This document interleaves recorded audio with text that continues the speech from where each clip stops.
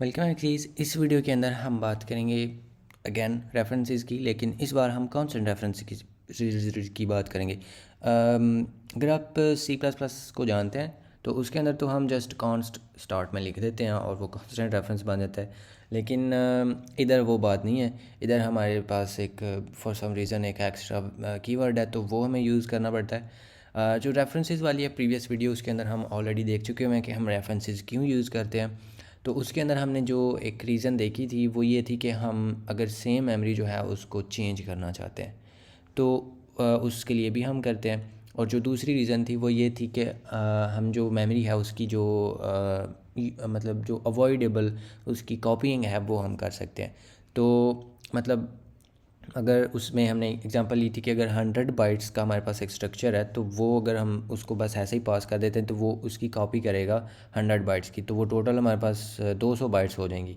तो जो कि मतलब यूज़लेस काम है, हम सेम मेमोरी को भी शेयर कर सकते हैं।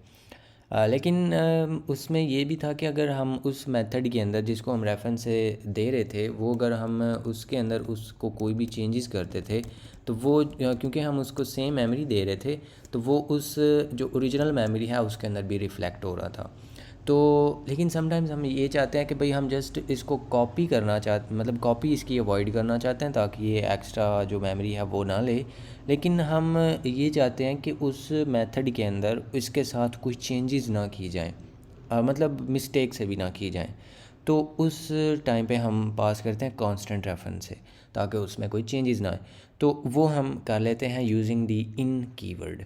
तो इन कीवर्ड जो होता है वो ये है कि आप यहाँ पे लिखते हैं इन और उसके बाद अपनी टाइप, जो भी आप इस केस में भी हम इंटीजर ही लेंगे।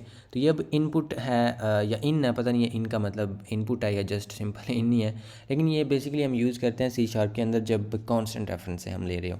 तो ये सेम मेमोरी ही आएगी लेकिन ये आपको इसके अंदर चेंज नहीं करने देगा।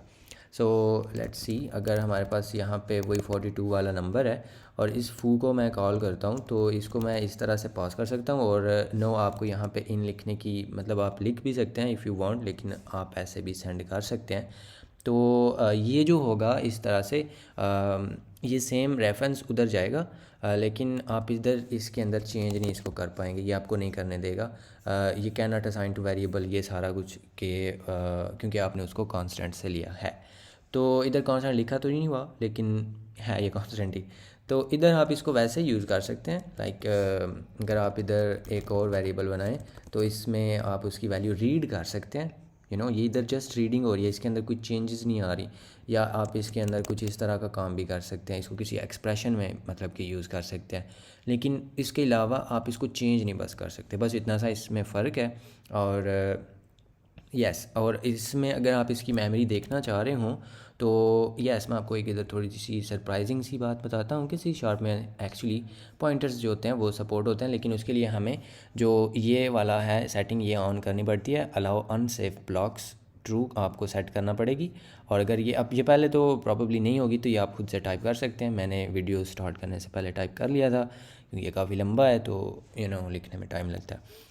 तो इसको और अगर आप विजुअल स्टूडियो में हैं तो उधर आप प्रोजेक्ट की सेटिंग में जाके प्रॉपर्टीज़ में जाके और उधर जनरल में जाके तो उधर आपको मिल जाएगा अलाउ अनसेफ ब्लॉक्स, तो उसको आप चेक कर सकते हैं। तो इसमें हम क्या कर सकते हैं कि इसके साथ मैं अनसेफ लिख सकता हूँ और इधर भी अनसेफ लिख सकता हूँ। तो इसमें ना हम एक्चुअली इसका पॉइंटर बनाते हैं और इसका एड्रेस हम क्योंकि देखना चाह रहे हैं बेसिकली। तो क्या करेंगे कि हम इधर करते हैं इसको इंट पॉइंटर और इक्वल टू ये होगा जो ये वाला नंबर है इसके एड्रेस के। तो इसको ना मैं यहाँ पे करता हूँ कंसोल पे राइट। तो इधर हम लिख देते हैं मेन और ये होगा इधर जो है ना, इधर हम इसको पहले तो इसको टाइप कास्ट करना पड़ेगा क्योंकि ये बेसिकली अनसाइन लॉन्ग होता है, तो हम इसको अनसाइन लॉन्ग में इस तरह से कर सकते हैं। और इसी चीज़ को मैं इधर भी जो है ना आपको रीड करके दिखाता हूँ। तो बेसिकली हम इसको इधर से कॉपी करके इधर रख लेते हैं और इधर मैं इसको बोलूँगा। इसके लिए ना हमें यहाँ पे फिक्स्ड करना पड़ता है और ये क्योंकि इसका टॉपिक नहीं है तो मैं यहाँ पे इस पे वो टाइम उतना ज़ाया नहीं करूँगा। लेकिन ये बेसिकली आप जो गार्बेज कलेक्टर है उससे बचने के लिए ये हम कर लेते हैं।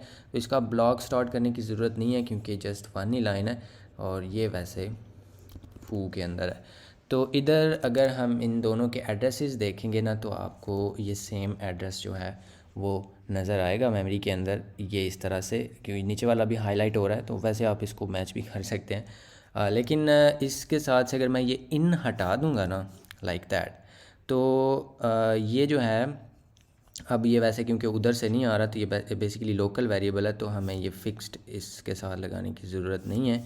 आप डायरेक्टली भी इसको कर सकते हैं, तो लाइक दैट। तो इसमें अब अगर आप देखेंगे तो इसमें आपको डिफरेंट मेमोरी लोकेशंस जो हैं वो मिलेंगी। ये 56 पे एंड हो रहा है और ये 16 पे एंड हो रहा है, और मैं भी पीछे से भी कुछ नहीं, पीछे से सेम ही है, आगे से लेकिन ये डिफरेंट है।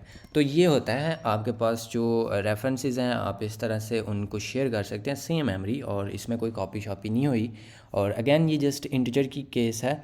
अगर आपके पास कोई बड़ा सा स्ट्रक्चर है, तो स्ट्रक्चर्स जो हैं उनमें क्योंकि वो बड़े भी हो सकते हैं, मतलब उनका साइज़ हंड्रेड्स ऑफ बाइट्स भी हो सकता है, even may be mega bytes में भी हो, तो उसको हम जो है मेगा बाइट्स वाइज थोड़ा ज़्यादा हो गया, किलो बाइट्स कहना चाहिए था। तो उस केस में आप उस चीज़ को अवॉइड कर सकते हैं। जस्ट आप इधर इन लिख दें, और इन जो होगा या इसको अनडज करते हैं थोड़े से, ताकि, और अगेन ये जो अनसेफ़ है ये हम आगे चल के थोड़ा सा डिस्कस करेंगे अगर ज़रूरत पड़ी तो। लेकिन इस तरह से आप इन की मदद से आप चीज़ जो है उसको शेयर कर सकते हैं इन C#।